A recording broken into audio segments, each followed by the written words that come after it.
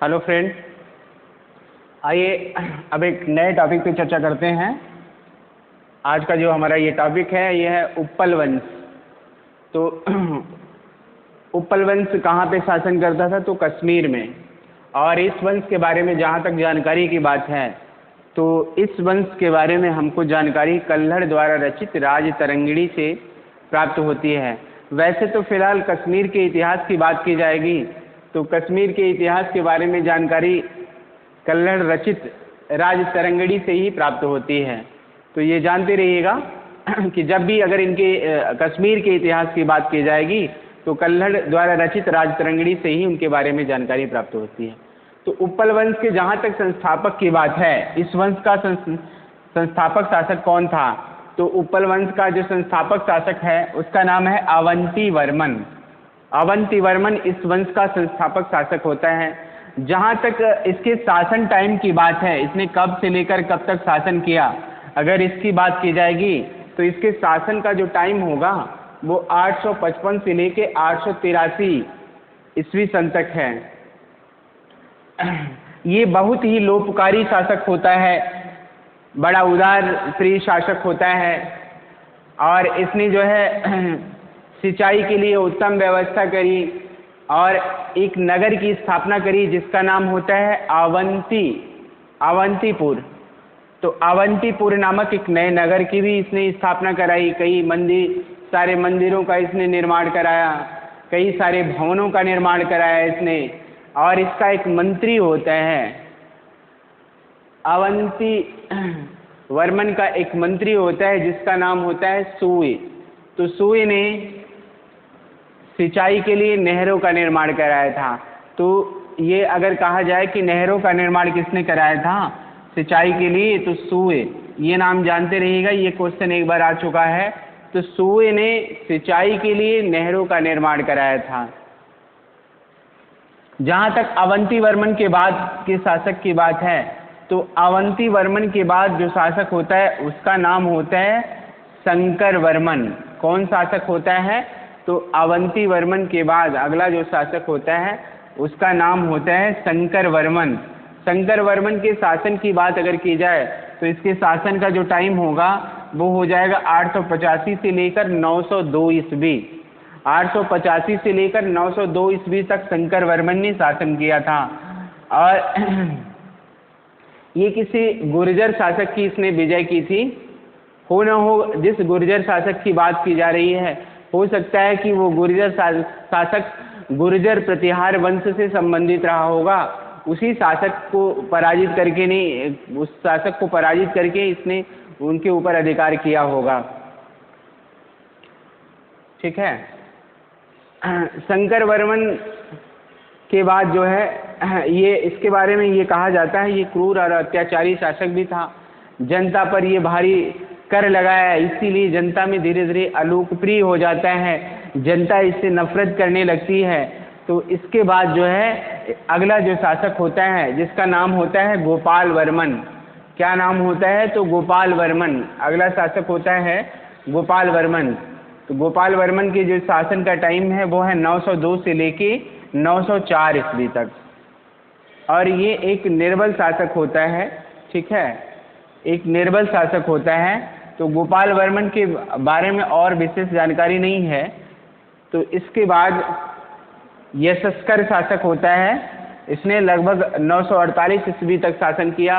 इसके बारे में भी ये कहा जाता है कि ये नाम मात्र का शासक होता है, बहुत कुछ इसकी उपलब्धियों के बारे में पता नहीं चलता। और इसकी मृत्यु के बाद रानी दिद्दा शासन सत्ता पर अधिकार कर लिया दिद्दा ने, और दिद्दा ने इन शासन सत्ता अपने हाथ में ले ली। और इसके बारे में ये कहा जाता है रानी दिद्दा जो होती है वो एक दुराचारिणी महिला होती है और कुचक्री महिला होती है। और इसने लगभग 1003 ईस्वी तक शासन किया। इसके शासन में भी काफ़ी जनता परेशान हो जाती है और उसके बाद 1003 में इसकी मृत्यु हो जाती है रानी दिद्दा की। तो ये रानी दिद्दा की मृत्यु के बाद रानी दिद्दा का भतीजा होता है जिसका नाम होता है संग्राम राज।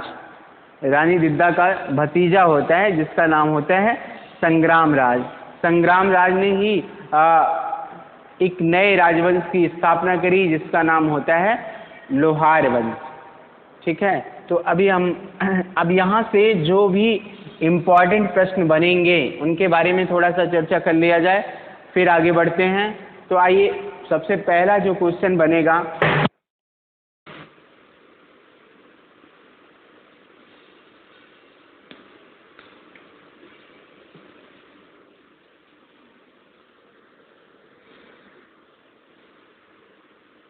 आइए तो इम्पोर्टेंट प्रश्न किस प्रकार के प्रश्न बनेंगे उस पर चर्चा कर लिया जाए। तो पहला उत्पल वंश में जो क्वेश्चन बनेगा वो ये बनेगा कि उत्पल वंश का संस्थापक किसे माना जाता है। अगर ऐसा क्वेश्चन बनता है तो इसका सही आंसर हो जाएगा अवंती वर्मन। उत्पल वंश का संस्थापक किसे माना जाता है तो अवंती वर्मन को। अवंती वर्मन के शासन का टाइम पूछा जाएगा कि अवंती वर्मन ने कब से कब तक शासन किया। तो 855 से लेकर 813 ईस्वी तक से शासन किया था। सिंचाई के लिए कितनी उत्तम व्यवस्था की थी। अगर ऐसा क्वेश्चन बनता है तो सिंचाई के लिए उत्तम व्यवस्था अवंती वर्मन ने की। अवंतीपुर नामक नगर की स्थापना किसने की थी। अगर ऐसा क्वेश्चन पूछा जाता है तो ये जानते रहिएगा कि अवंतीपुर नामक नगर की स्थापना अवंती वर्मन ने ही की थी। किसने सिंचाई के लिए नहरों का निर्माण कराया। अगर ऐसा क्वेश्चन पूछा जाता है तो ये जानते रहिएगा इसका सही आंसर हो जाएगा सुई। सुई किसका मंत्री था ये पूछा जाएगा तो अवंती वर्मन का।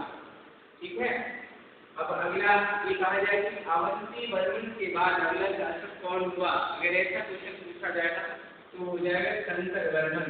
शंकर वर्मन के शासन का टाइम पूछेगा कि शंकर वर्मन के शासन का टाइम कब से लेकर कब तक माना जाता है। तो हो जाएगा 885 से लेकर 902 ईस्वी। इसके समय में गुर्जर नामक जाति का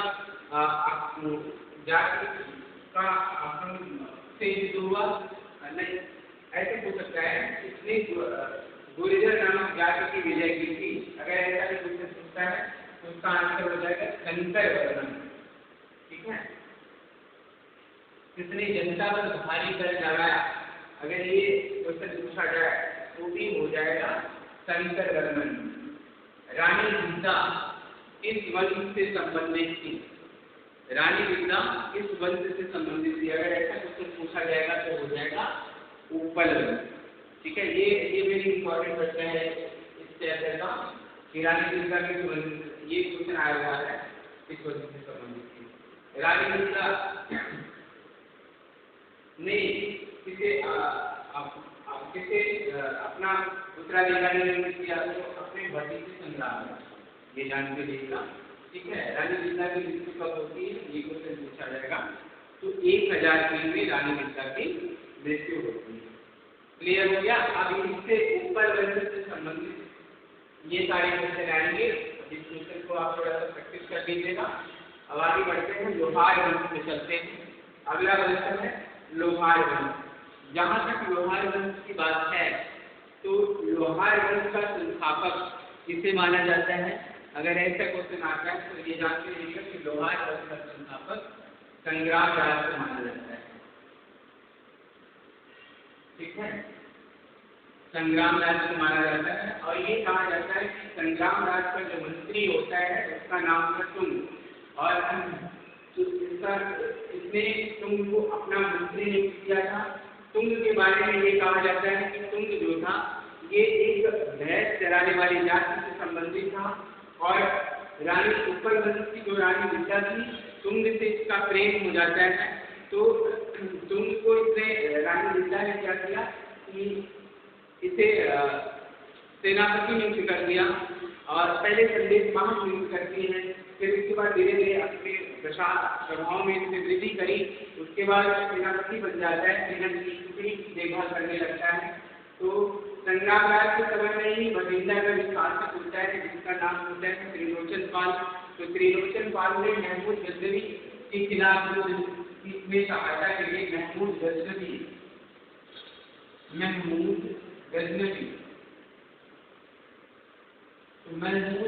के खिलाफ एक संघ बनाया और उस संघ में जो है उसने संग्राम राज के पास की सहायता के लिए याचना करी।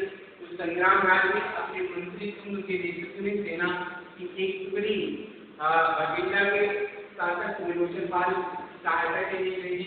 तो ये तुंग जब एक सेना की टुकड़ी में त्रिलोचन पाल की सहायता के लिए गया तो उस महमूद गजनवी के उस अभियान में जो है ये पराजित हो जाता है। पराजित होने के बाद ये जब वापस आता है तो वापस आने के बाद संग्राम राज ने उनकी हत्या करा दी। ठीक है, उनकी हत्या करा दी। अब संग्राम राज के बाद अगला जो शासक होता है संग्राम राज के बाद जो अगला शासक होता है जिसका नाम होता है अनंत। अगला शासक कौन होता है तो अनंत होता है और जो कि इसका उत्तराधिकारी कहा जाता है। और इसके बारे में विशेष बहुत जानकारी अनंत के बारे में नहीं मिलती। अनंत के बाद जो अगला उसका उत्तराधिकारी होता है उसका नाम होता है कलश। और कलश के शासन काल में उसकी रानी सूर्यमती का प्रभाव विशेष होता है। सूर्यमती जो है ये प्रशासन में जो है कलश को विशेष सहयोग दिया करती थी। प्रशासनिक व्यवस्था का कार्यभार देखती थी वो सूर्यमती ही देखती थी। तो वो न हो कलश के शासन काल में सूर्यमती का जो है प्रभाव ज्यादा रहा है। और कलश के बाद जो अगला शासक होता है कलश कलंका जिसका नाम होता है हर्ष एक विद्वान कवि और कई सारी भाषाओं का ज्ञाता था। लेकिन यह एक क्रूर और अत्याचारी शासक था। क्रूर और अत्याचारी शासक होने के कारण जो है जनता इसे पसंद कम करती थी और ये शान शौकत पे ज़्यादा ध्यान देता था। फिजूल खर्ची बहुत करता था। फैशन के नए मापदंड स्थापित करता था और इसीलिए जो है इसे हर्ष जारी के नाम से भी जाना जाता है। तो ये कहा जाए कि कश्मीर का कौन सा शासक था जिसे हर्ष जारी के नाम से जाना जाता है तो यही था हर्ष जारी। इसे हर्ष जारी इसीलिए कहा जाता है क्योंकि किसी के सुख दुख का ये ध्यान नहीं रखता था और भारी मात्रा में कर लगाता था। अपनी शान शौकत से विशेष ध्यान दिया करता था और रोज नित्य नए फैशन के डिजाइनों पर ये विशेष ध्यान दिया करता था। नए नए प्रतिमान स्थापित करता चला जाता था। इसी सब बात को लेकर तो इसके शासनकाल की दिलचस्प थे और इसी के शासनकाल में जब इसके जो बहुत ज़्यादा दर्द हो जाते हैं तो उच्छल और सुत्तल नामक दो भाई होते हैं। उच्छल और सुत्तल नामक दो भाइयों ने जो है इसके समय में विद्रोह कर दिया और उस विद्रोह को दबाने के लिए हर्ष स्वयं जाता है। और ये कहा गया कि इस विद्रोह में उच्छल और सुत्तल नामक दो भाइयों के द्वारा हुए इस विद्रोह में हर्ष की मृत्यु हो जाती है। 11 सही में विद्रोह को दबाने के दौरान ही हर्ष की मृत्यु हो जाती है। और उसके बाद ये कहा जाए तो कश्मीर का जो अंतिम शासक होता है उसका नाम होता है जय सिंह। कल्लड़ ने जो लिखा है अपना ग्रंथ राजतरंगिणी, तो राजतरंगिणी के में जो अंतिम शासक है जिसका उल्लेख मिलता है वो इसी शासक का उल्लेख मिलता है जिसका नाम होता है जय सिंह। तो जय सिंह आखिरी अंतिम शासक होता है, उसी का उल्लेख हुआ है कन्नड़ की रचित राजतरंगिणी में। और इसके बाद जो है धीरे धीरे यहाँ की शासन संस्था का समापन हो जाता है और उसके बाद 1339 में यहाँ पर मुस्लिम शासन संस्था स्थापित हो जाती है। इस तरीके से लोहार वंश के बारे में अगर इम्पोर्टेंट प्रश्न की बात की जाए यहाँ से जो प्रश्न बनेंगे वो कैसे बनेंगे तो ये देखिएगा यहाँ से जो पहला प्रश्न यही बन जाएगा कि लोहार वंश का संस्थापक किसे माना जाता है। किसी भी राजवंश का सबसे पहला जो प्रश्न होता है उसका संस्थापक। याद रखिएगा इस प्रश्न को हमेशा। कोई भी राजवंश अगर आप पढ़ने जाते हो तो सबसे पहले जो है उसका संस्थापक किसे माना जाता है, ये इस बात को जरूर ध्यान दिया जाएगा। सबसे पहला क्वेश्चन मिल जाएगा। तो सबसे पहला क्वेश्चन यही हो जाएगा कि संग्राम राज। अब दूसरी बात ये कि अब उस शासक का कभी कभी टाइम पूछता है, टाइम पीरियड पूछ लेता है कि कब से लेकर कब तक उसने शासन किया। दूसरा क्वेश्चन तो ये आप बता सकते हो कि 1003 से लेकर 1028 तक इसने जो है शासन किया। इसका मंत्री कौन था तो इसका मंत्री तुंग था। ठीक है, महमूद गजनवी के खिलाफ भटिंडा के शासक त्रिलोचन पाल की सहायता के लिए संग्राम राज्य किसे भेजा था। अगर ऐसा क्वेश्चन बनता है तो अपने मन से तुम बोल भेजा, ठीक है। उसके बाद इस वर्ग में अगला किसे विद्वान कवि और कई भाषाओं का ज्ञाता कहा जाता है, तो वो हो जाएगा हर्ष, ठीक है। हर्ष को किसी अन्य नाम से भी जाना जाता है, तो हर्ष जालिब के नाम से भी जाना जाता है। कौन सा लोहार वंश का ऐसा शासक होता है जो अपनी फिजूल खर्ची के लिए जाना जाता है। अगर ऐसा क्वेश्चन पूछा जाता है तो उसका भी सही आंसर हो जाएगा हर्ष। हर्ष अपनी फिजूल खर्ची के लिए जाना जाता था। कौन सा ऐसा कश्मीर का शासक है जिसने फैशन के नए नए रूप प्रतिमान या मानदंड स्थापित किए। अगर ऐसा क्वेश्चन पूछा जाता है तो भी उसका सही आंसर हो जाएगा हर्ष, ठीक है। और हर्ष के समय में किसने विद्रोह किया, तो अगर ये पूछा जाता है उच्छल और उत्कल नाम के भाई, ठीक है, इन दोनों ने विद्रोह किया। कश्मीर का अंतिम शासक किसे माना जाता है, तो हो जाएगा जयसिंह, ठीक है, जयसिंह होता है। तो यहाँ से जो है ये सारे इम्पोर्टेंट प्रश्न हैं, ये सारे इम्पोर्टेंट प्रश्न यहाँ से पूछे जा सकते हैं। इन सारे प्रश्नों को आपको देखना है, अच्छे से इन प्रश्नों को देख लीजिएगा। और उसके बाद जो है अब आइए आगे चलते हैं। आगे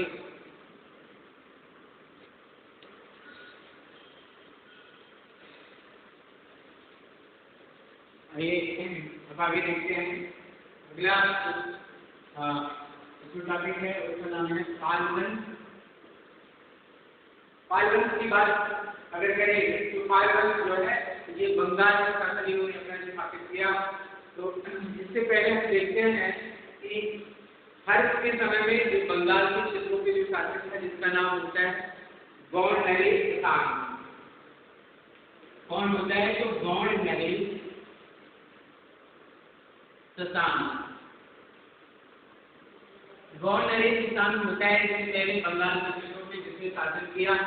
तो किसान के बारे में ये कहा जाता है कि किसान की मृत्यु के बाद बंगाल में किसान की मृत्यु के बाद और पारुल के उद्भव के बीच में जो समय होता है वो कैसा समय होता है, तो ये जो समय होता है वो अराजकतापूर्ण समय होता है। ऐसे अवस्था में जो है जब वहाँ पर कोई केंद्र में सत्ता नहीं होती, विकेंद्रीकरण की स्थिति होती है, तो ऐसी विकेंद्रीकरण की अवस्था में ये कहा जाता है कि मत्स्य न्याय व्याप्त हो जाता है। जहाँ तक मत्स्य न्याय की बात है तो मत्स्य न्याय का मतलब होता है कि बड़ी मछली छोटी मछली को निगल जाती है। तो ऐसे अवस्था में जब चारों तरफ मत्स्य न्याय व्याप्त हो जाता है, जनता त्रस्त हो जाती है ऐसे शासकों से, तो परेशान होकर जनता ने क्या किया कि एक व्यक्ति को जो है शासन सत्ता पर आसीन किया जिसका नाम होता है भोपाल। भोपाल को जो है जनता ने शासन सत्ता आसीन दिला, शासन सत्ता दिलाया और इसे राजा बनाया और इसने क्या किया, जनता को मत्स्य न्याय से छुटकारा दिलाया। तो भोपाल वंश का संस्थापक किसे माना जाता है, तो भोपाल। भोपाल इस वंश का संस्थापक होता है। और जहाँ तक पाल वंश के इतिहास की बात है तो पाल वंश के इतिहास के बारे में जो हमको जानकारी कहाँ से मिलती है, तो जानकारी कहाँ से मिलती है, तो इस वंश के इतिहास जानने के दो साधन हैं। पहला है साहित्यिक काल और दूसरा है अभिलेखिक काल। साहित्यिक काल और अभिलेखिक काल। बात अगर हम साहित्यिक काल की करें तो साहित्य के अंतर्गत तिब्बती लेखक तारानाथ ने एक ग्रंथ लिखा जिसका नाम है संगयुग और संगयुग। तिब्बती लेखक तारानाथ ने संगयुग और संगयुग में जो है पाल वंश के बारे में उल्लेख किया है, पाल के बारे में बताया है। तो इससे भी जो है पाल वंश के बारे में हमको जानकारी प्राप्त होती है। अगला है भूवेन्सांग, तो चीनी यात्री है भूवेन्सांग, तो इससे भी जो है पाल वंश के बारे में हमको विस्तृत जानकारी प्राप्त होती है। और अगला है संध्याकर नंदी। संध्याकर नंदी ने ग्रंथ लिखा संध्याकर नंदी, ठीक है। संध्याकर नंदी ने ग्रंथ लिखा जिसका नाम था उत्तर रामचरित। उत्तर रामचरित किसकी रचना है, तो संध्याकर नंदी की है, ठीक है। तो इससे भी इनके बारे में विशेष जानकारी प्राप्त होती है। इस प्रकार से ये कहा जाता है। अभिलेखित साक्ष्यों कुछ अन्य इतिहासकार भी हैं जिन्होंने इसके बारे में उल्लेख किया है। तो इस प्रकार से ये चीज तो इनका साहित्यिक साक्ष्य हो गया। साहित्य से संबंधित अगर बात की जाएगी तो आप ये बता सकते हैं, इनसे जो है इनके बारे में जानकारी प्राप्त होती है। और दूसरा साक्ष्य कौन सा है? दूसरा साक्ष्य है अभिलेखित साक्ष्य। अभिलेखितों से भी इनके बारे में जानकारी मिलती है। तो पहला जो अभिलेखित साक्ष्य के अंतर्गत आता है वो है धर्मपाल का खालिदपुर लेख। धर्मपाल का खालिदपुर लेख, अगर ये कहा जाए कि खालिदपुर लेख किसका है तो ये धर्मपाल का है, जो पाल वंश के बारे में विशेष रूप से उल्लेख करता है। अगला है देवपाल का मुंगेर लेख। मुंगेर लेख से भी इसके बारे में हमें जानकारी प्राप्त होती है। आगे नारायण पाल के भागलपुर लेख और नारायण पाल का ही बादल लेख है। दोनों किसका है? नारायण पाल का है। भागलपुर लेख और बादल लेख दोनों किसका है? तो नारायण पाल का है। इनसे भी जो है पालों के बारे में विशेष जानकारी हमें प्राप्त होती है। जब भी पूछा जाए बता सकते हो। और वही पाल का एक लेख है जिसका नाम है बानगर। बानगर लेख से भी इसके बारे में जानकारी प्राप्त होती है। नालंदा मुजफ्फरपुर से प्राप्त लेखों से भी इनके बारे में विशेष जानकारी प्राप्त होती है। तो ये और उसके बाद उन सभी से जो है पालों के बारे में जानकारी प्राप्त होती है। जहाँ तक पाल वंश के संस्थापक की बात है तो पाल वंश का संस्थापक होता है गोपाल, जिसका पितामह होता है दैत्य विष्णु। दैत्य विष्णु इसका पितामह होता है या इसका दादा होता है। ठीक है, तो गोपाल प्रारंभिक शासक पाल वंश का गोपाल होता है, जिसने मत्स्य न्याय से छुटकारा दिलाकर एक केंद्रीकृत शासन व्यवस्था का प्रारंभ किया, जिसने आसपास के क्षेत्रों को जीत कर सबसे पहले जो है एकीकृत करके एक जो है नए राज्य की स्थापना करी, जिसका नाम होता है पाल। ठीक है, गोपाल के बाद जो अगला शासक होता है जिसका नाम होता है धर्मपाल। तो धर्मपाल की अगर बात की जाए धर्मपाल की बात की जाए तो धर्मपाल के शासन का टाइम है 770 से लेकर 770 से 800। और जब गोपाल के बाद टाइम पर की जाएगी तो गोपाल हो जाएगा 750 से लेकर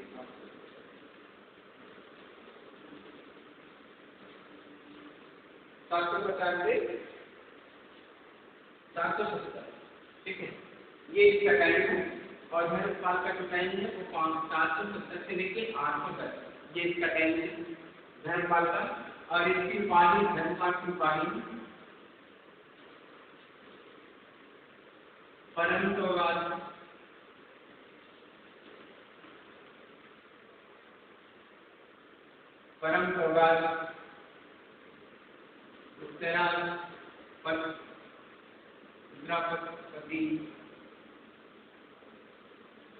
उत्तरापति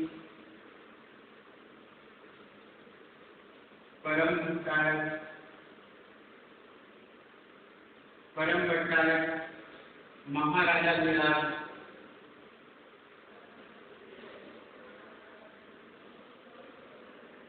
परम भट्टारक महाराजा विराज परमेश्वर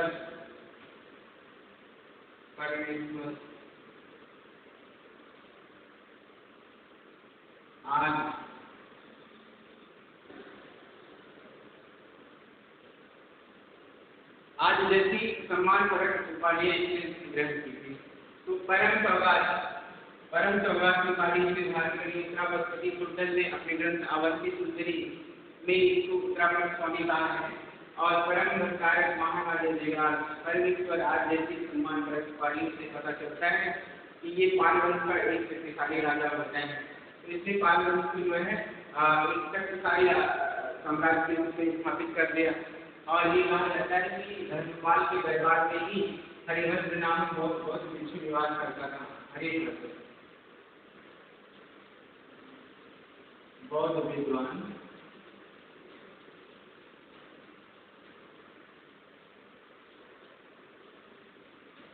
विद्वान हरिभद्र जिसकी सभा में निवास करता था।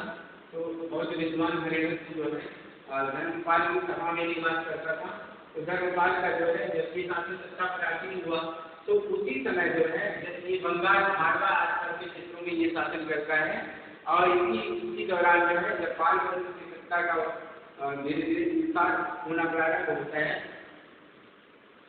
उसी समय जो है प्रतिहारों के शासन सत्ता का भी उदय हुआ था। प्रतिहारों की तो इस समय इसका जो संसाधित प्रतिहार का शासक होता है जिसका नाम होता है वत्सराज। प्रतिहार वंशी शासक होता है वत्सराज। वत्सराज और धर्मपाल में दोनों में संघर्ष होता है और ये बात यह कि जब दोनों में युद्ध होता है और वो इसको लेकर होता है ये युद्ध धर्मपाल और वत्सराज के बीच में जो ये युद्ध होता है किसे लेकर ये युद्ध होता है तो ये युद्ध जो होता है वो कन्नौज को लेकर होता है। किसको लेकर होता है तो कन्नौज को लेकर ये युद्ध होता है और इस युद्ध में जो है जब प्रथम संघर्ष कन्नौज को लेकर धर्मपाल और वत्सराज के बीच में होता है तो इस युद्ध में जो है वत्सराज ने धर्मपाल को पराजित कर दिया।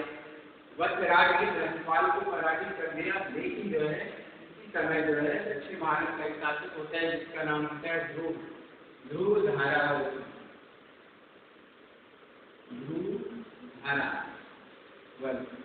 ये राजपूत वंशी शासक होता है। राजपूत वंशी शासक होता है। इसने उत्तर भारत की राजनीति में हस्तक्षेप किया और इसने आक्रमण करके वत्सराज को और उसके बाद धर्मपाल को भी दोनों को पराजित कर दिया। तो दोनों को जब पराजित कर दिया उसके बाद जैसे ही ये पराजित करने के बाद वापस आता है तो इसके वापस जाने के बाद धर्मपाल ने अपनी शक्ति का जो है अपनी शक्ति को संगठित किया और संगठित करने के बाद इसने पुनः जो है वत्सराज के ऊपर आक्रमण किया और इसको पुनः जो है दूसरे युद्ध में पराजित कर देता है। थोड़े समय के लिए इसका इलाज हो जाता है कन्नौज पर और इसने कन्नौज पर इंदिरा युद्ध की जगह चक्रा युद्ध शासन किया है।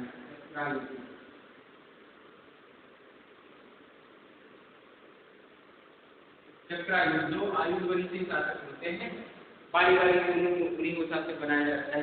तो ऐसे किसी शासक बनाया तो चक्रा युद्ध। चक्रा युद्ध में इसने गद्दी पर आसीन किया धर्मपाल ने और उसके बाद जो है धर्मपाल उसके बाद जब ये वत्सराज के बाद जो है प्रतिहार वंश का जो अगला शासक होता है जिसका नाम होता है नागवत्सद्युति। तो धर्मपाल का नागवत्सद्युति के साथ ही संघर्ष होता है और उस संघर्ष से ये कहा गया कि नागवत्सद्युति ने धर्मपाल को पराजित कर दिया। उसके बाद धर्मपाल की मृत्यु हो जाती है।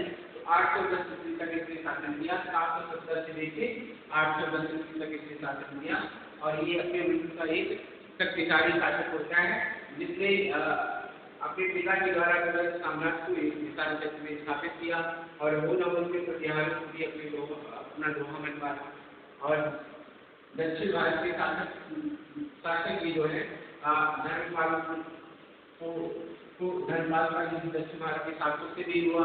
तो इस प्रकार से कहा जा सकता है कि धर्मपाल जो है एक शक्तिशाली शासक था जिसने अपने साम्राज्य को एक स्थायी देने का प्रयास किया। धर्मपाल के बाद जो अगला का शासक होता है जिसका नाम होता है देवपाल। धर्मपाल के बाद अगला शासक कौन होता है तो देवपाल। जहाँ से देवपाल की शासक की बात है तो 810 से 835 ये शासन का टाइम होता है देवपाल का। अब अगले शासक देवपाल के बारे में हम चर्चा करेंगे। आइए हम देखते हैं आगे देवपाल के बारे में। धर्मपाल के बारे में ये कहा जाता है एक क्वेश्चन और बहुत अच्छा लगता है धर्मपाल से कि धर्मपाल जो है बौद्ध धर्म का अनुयायी होता है और बौद्ध धर्म के प्रति इसने श्रद्धा व्यक्त करते हुए एक विश्वविद्यालय की स्थापना की जिसका नाम है विक्रमशिला विश्वविद्यालय। विक्रमशिला विश्वविद्यालय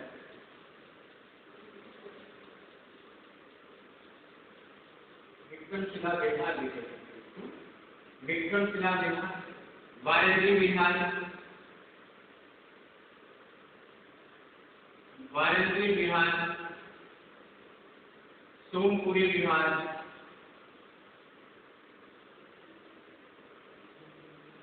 आज में इसने स्थापना करी। विक्रमशिला बाद में नालंदा विश्वविद्यालय की तरह ये भी प्रसिद्ध हो जाता है। और ये बौद्ध ग्रंथ बौद्ध संप्रदाय के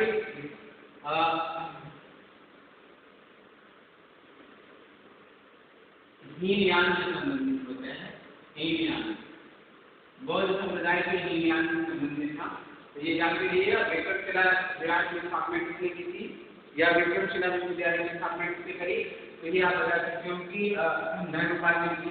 और राजेंद्र विहार पूरे बिहार सभी की स्थापना जो है धर्मपाल करता है। तो इससे ये पता चलता है कि ये बौद्ध धर्म को मानता था, बौद्ध धर्म के प्रति असीम आस्था व्यक्त करता था। इसके बाद जो अगला शासक होता है जिसका नाम होता है देवपाल। देवपाल 810 से लेकर 835 ईस्वी तक लगभग शासन करता है। जहाँ तक इसके बारे में जानकारी रख सकते हैं तो बादल लेख और भागलपुर मुंगेर जैसे लेखों से इसके बारे में पता चलता है। और ये कहा जाता है इसने भी परम सौगात की उपाधि धारण की थी। इसकी तो परम सौगात की उपाधि इसने भी धारण की थी। और परम भट्टारक महाराजा निराज जैसे परम भट्टारक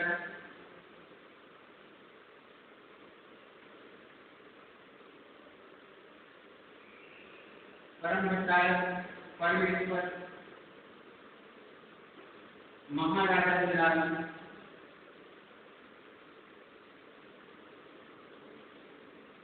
आज जैसी सम्मान पर कितनी उपाधियां धारण की थी। और ये कहा जाता है कि देवपाल के जो का सहयोगी होता है वो चक्रपाणी और केदार होते हैं। प्रशासनिक गतिविधियों में इसके जो सहयोगी होते हैं वो चक्रपाणी और केदार ये इसके जो सहयोगी होते हैं। ये प्रशासन में इसका सहयोग करते हैं।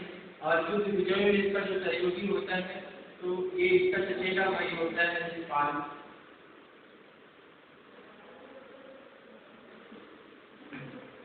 इससे इसको जो है विशेष सहयोग दिया था।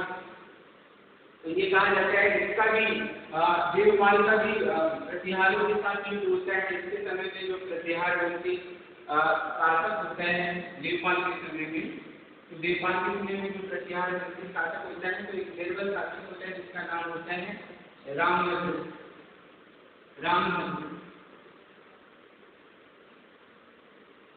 इसका प्रतिहार जो समकालीन शासक रामभद्र और यही वो दोनों होते हैं बेनीज घोष।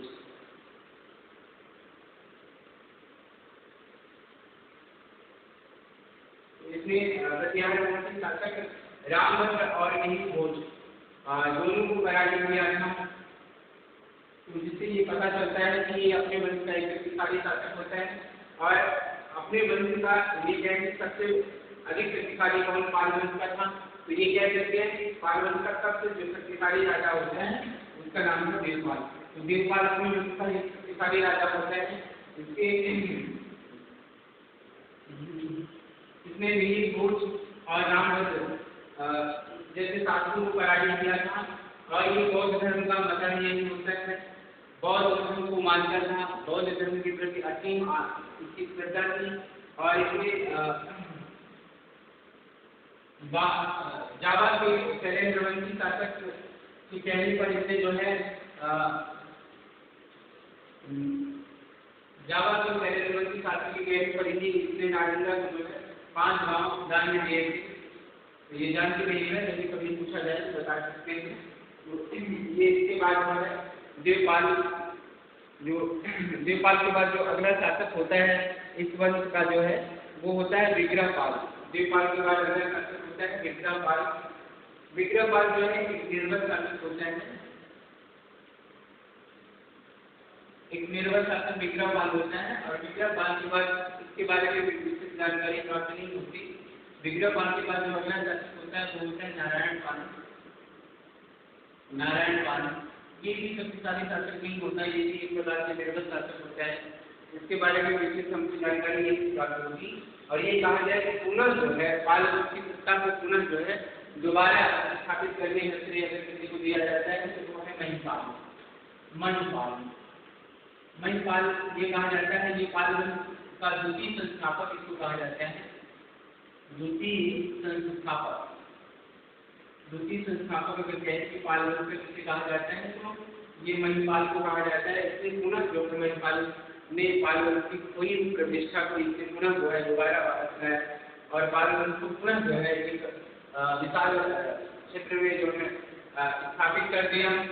और इसके समय में ये कहा गया कि महिपाल के समय में ही चोल शासक ने इस पर आक्रमण किया था और चोल शासक ने महिपाल को पराजित करके और ये कहा गया कि इसके सर पर गंगा जल जो है गंगा जल सर पे रखवा के दक्षिण भारत ले जाता है। लेकिन इसके बाद जैसे ही इसके जाने के बाद जो है इसने पुनः जो है अपनी शक्ति को संगठित किया और संगठित करके इसमें जो है पुनः जो है उन सारे एरिया में जो है पुनः अधिकार कर लेता है। तो महिपाल जो है पुनः जो है पाल वंश की सत्ता को स्थापित किया। महिपाल के बाद ये कहा जाए कि इसमें अन्य कई शासक हुए जैसे जयपाल, विजयपाल और अन्य कई सारे शासक होते हैं, लेकिन वो सब सारे शासक जो हैं निर्बल होते हैं, बहुत कुछ इनके बारे में उनको जानकारी प्राप्त नहीं होती। उसके बाद इसमें उनका एक शासक होता है जिसका नाम होता है रामपाल के बारे में ये कहा जाता है इसके समय में इसका जो दरबारी कवि होता है जिसका नाम होता है संध्याकर नंदी, उत्तर रामचरित संध्याकर नंदी की रचना है। तो संध्याकर नंदी ने लिखा उत्तर रामचरित और जिसमें जो है इसे स्वयं को जो है वाल्मीकि कहा है और रामपाल को भगवान राम से अपनी तुलना करता है। ठीक है, इसकी तुलना राम से करता है और स्वयं को जो है वाल्मीकि कहा है। तो ये आप पूछा जा सकता है कि संध्याकर नंदी किसके दरबार में संबोधित करता था। तो ये जो है रामपाल का जो दरबारी था, रामपाल के समय में ये इसके दरबार से संबंधित था। तो संध्याकर नंदी ने जो है इसी के ऊपर उत्तर रामचरित लिखा है, इसके ही जैसे बारे में इसका ही चित्रण किया है। तो ये जानते रहिएगा रामपाल और इसके बारे में जानकारी हमको नहीं प्राप्त होती। और इसके साथ ही जो है इस वंश का जो आखिरी शासक होता है वो होता है गोविंदपाल। इस वंश का आखिरी शासक होता है गोविंदपाल। गोविंदपाल इस वंश का आखिरी शासक होता है और गोविंद के पाल के साथ जो है पाल वंश की सत्ता का अंत हो जाता है। तो अब देखिए वंश से जो इम्पोर्टेंट प्रश्न पूछे जाएंगे वो कैसे पूछे जा सकते हैं, आइए जरा तो उसके बारे में भी चर्चा कर लेते हैं। तो जो इम्पोर्टेंट प्रश्न होंगे इससे वो तो पहला ये होगा कि पाल वंश का संस्थापक किसे माना जाता है। हमने पहले ही आपको बताया था कि जब भी किसी भी राजवंश के बारे में अगर बात करेंगे तो पहले उसके संस्थापक के बारे में जरूर पूछा जाता है। तो सबसे पहला क्वेश्चन ये हो जाएगा कि पाल वंश का संस्थापक किसे माना जाता है। तो पाल वंश का संस्थापक होगा वो हो जाएगा गोपाल। और मुंगेर देश किसका है, अगर ये क्वेश्चन बनता है कि मुंगेर देश किसका है तो आप बता सकते हो कि मुंगेर देश देवपाल का है। और खालीपुर लेक किसका है ये पूछा जाएगा तो आप इसका सही आंसर हो जाएगा खालीपुर जो लेक है वो धर्मपाल का है। और भागलपुर लेक किसका है तो ये भागलपुर लेक नारायण पाल का हो जाएगा। और बादल लेक के बारे में अगर पूछे कि बादल लेक किसका है तो आप बता सकते हो कि ये भी नारायण पाल का है। अगला क्वेश्चन गोपाल का पितामह किसे माना जाता है। गोपाल का पितामह कौन था, अगर ऐसा क्वेश्चन पूछा जाता है तो ये जानते रहिएगा उसका सही आंसर हो जाएगा दैत्य विष्णु को गोपाल का पितामह कहा जाता है या दैत्य विष्णु गोपाल का पितामह था। अगला दर्शक है धर्मपाल के बारे में पूछेगा कि धर्मपाल के शासन का टाइम क्या है। तो शासन का टाइम आप बता सकते हैं 750 से लेकर 770 से लेकर 810 ये धर्मपाल का टाइम होगा। ये है धर्मपाल का टाइम 770 से लेकर 810 तक ये धर्मपाल का टाइम होगा। इसकी उपाधि से पूछेगा कि परम सौगात की उपाधि। तो परम सौगात की उपाधि दो लोगों ने धारण किया है गुप्त राज पाल वंश में, एक तो है धर्मपाल और दूसरा है देवपाल। तो ये दोनों लोगों ने परम सौगात की उपाधि धारण की है। उत्तराखंड स्वामी धर्मपाल को किसने कहा है तो सुडन ने अपने किस ग्रंथ में धर्मपाल को उत्तराखंड का स्वामी कहा है। अगर ऐसा क्वेश्चन पूछा जाता है तो ये जान लीजिएगा कि सुंदर ने ग्रंथ लिखा जिसका नाम था अवंती सुंदरी। अवंती सुंदरी कथा ये भी पूछ सकता है कि अवंती सुंदरी कथा किसकी रचना है, तो उसका सही आंसर हो जाएगा सुंदर। ठीक है। परम भट्टारक महाराजा गिलास इसकी उपाधि थी, वो धर्मपाल की उपाधि थी। ठीक है।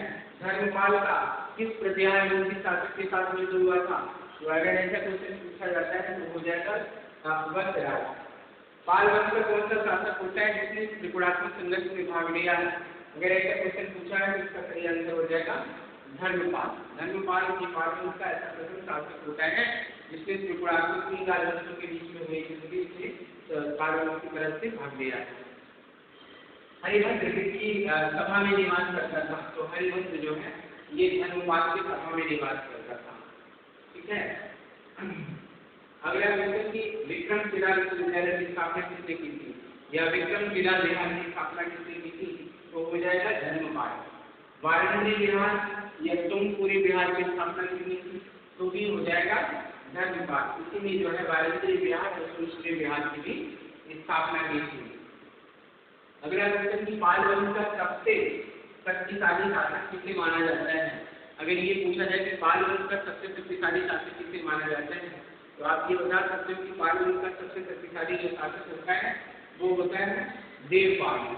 ठीक है। देवपाल के शासन का टाइम पूछ सकता है कि कब से लेकर कब तक शासन किया, तो आप बता सकते हो कि 810 से लेकर 835 तक ये इसके शासन का टाइम है। तो परम सौगात की उपाधि हमने पहले ही बताया कि परम सौगात की उपाधि किन शासकों ने धारण की है, तो आप बता सकते हो कि धर्मपाल और देवपाल दोनों लोगों ने जो है परम सौगात की उपाधि धारण की है। इसके बाद देवपाल के समय में प्रतिहार वंश का शासक कौन होता है, तो आप बता सकते हो कि देवपाल के समय में प्रतिहार वंश का जो शासक होता है वो होता है रामभद्र। ठीक है।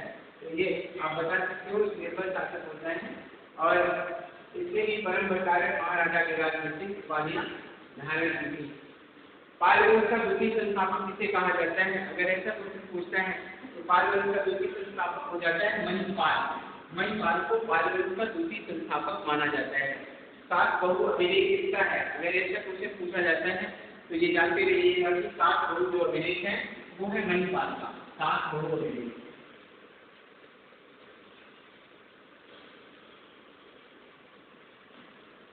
ठीक है। सात बहु अभिलेख किसका है, तो सात बहु अभिलेख है महिपाल का है। तो ये सारे इंपॉर्टेंट प्रश्न हैं इससे, यहाँ से ये क्वेश्चन पूछे जा सकते हैं। ये क्वेश्चन और आखिरी में ये कि पाल वंश का अंतिम शासक किसे माना जाता है, तो हो जाएगा गोविंदपाल। गोविंदपाल को पाल वंश का अंतिम शासक माना जाएगा। इस तरीके से आज हमने इसके बारे में चर्चा करी जो पाल वंश के बारे में। तो पाल वंश से संबंधित जो भी क्वेश्चन पूछा जा सकता है उसके बारे में हमने डिस्कशन भी कर लिया। तो ये सारे क्वेश्चन आप तैयार करके रखो, इससे बाहर क्वेश्चन आना नहीं है, अच्छे से आप इसको रीड करो। ठीक है। आज के लिए इतना ही, धन्यवाद।